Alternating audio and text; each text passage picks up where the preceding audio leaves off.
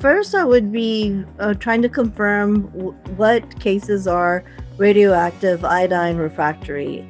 And so those are typically cases where there is no radioactive iodine uptake on a diagnostic or a post therapy scan.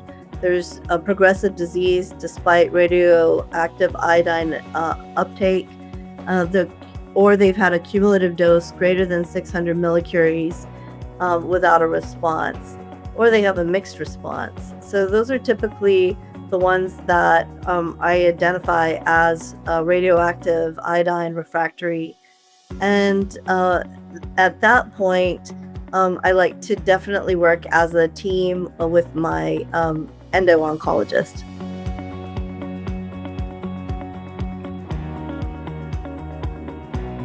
They get referred to me at different states, partly because of my reputation. I can get people who come to me sometimes right when they've had radioactive iodine, sometimes even occasionally before then, at which point I tell them that they don't need me quite so soon.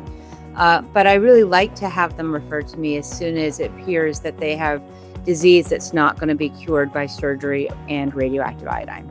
But I'd say the best time is at the beginning of the case, especially if it's not straightforward, because that's where we can all talk about the evidence, what the new therapies can offer.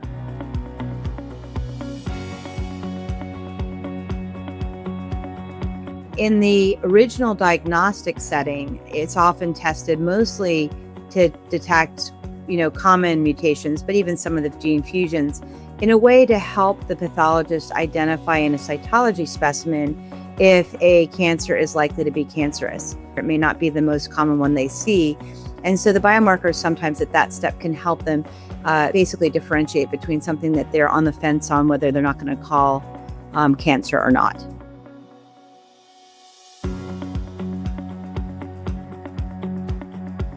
I do the cytopathology sampling in my office and look for sample adequacy.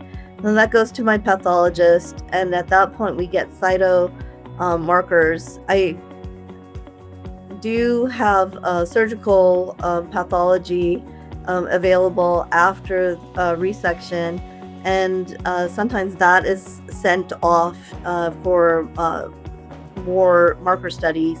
So it's done at both ends. In the case of my patients, the patients have usually gone through surgery and radioactive iodine. They may or may not have needed it, right? If it was very clear it was cancer, they may not have even had any biomarker testing. But now we're thinking about a patient who might need systemic therapy.